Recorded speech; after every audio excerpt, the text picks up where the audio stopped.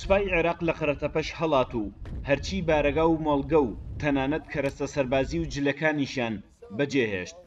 پێشمەرگە بۆ پاراستنی گیانی هاوڵاتیان لە ناو ناحیەکە و دەوروبەریشیدا جێگیر بوو. پێشمەرگە ئەبێ لە قەرەتەپە بێ، پێشمەرگە ئەبێ لە کەرکووک بێ، پێشمەرگە ئەبێ لە دووس بێ، پێشمەرگە ئەبێ لە سعدێ و جەلەولا و فشخاپور و شەنگار و ناوچەکانی باکووری مووسڵ و باکووری پارێزگای دیالە و باکووری پارێزگای تکری بێ بە حکومەوەی کە لە ڕووی دەستوری عێراقەوە لە ڕووی مێژووی جوگرافی ئەم ناوچانەوە کە ناوچێکی کوردستانیە و ئێمە پابندین بە پاراستنی ئەمن و ئاسایشی هاوڵاتیانی ئەم ناوچە بەبێ جیاوازی. خەڵکی قەرەتەپە و ئاوایەکانی دەوروبەریشی دڵنیا بوون لەوەی سوپا و پۆلیسی عێراق توانای پارێزگاری ئەوانیان نییە، بۆیە دڵنیا نەبوون لە سەر و ماڵیان. بەڵام ئەوە تا بەهاتنی پێشمەرگە خۆشحاڵن و خۆیان وتەنی هەست بە ئارامیەکەن.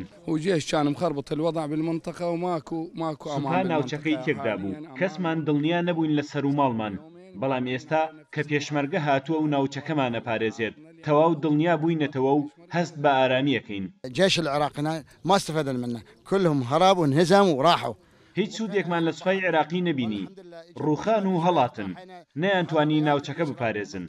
شکر بۆ خوا پێشمەرگە هاتووە و ئەمان پارێزێت و ترسمان نەماوە. چەکدارەکانی داعش کەمتر لە 1 کیلۆمەتر لە قەرەتەپەوە دوورن و نزیکەی 30 ئاواییشیان لە ژێردەستدایە، بەڵام پێشمەرگە خەڵکی سنوورەکە دڵنیا ئاکاتەوە کە ژیانیان پارێزراوە بێت.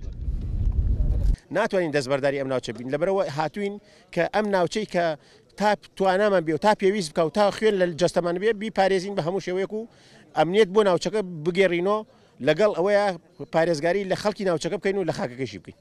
ئەگەرچی داعش و هەڕەشەکانیان مەترسیان بۆ چەند ناوچەیەک دروست کردووە، ناوچە دابڕێنراوەکانیش لە ناو بازنەی ئەو هەڕەشانەدان، بەڵام پێشمەرگە ئەڵێت بە خوێن داکۆکی لە خاک و نەتەوەی خۆمانەکەین.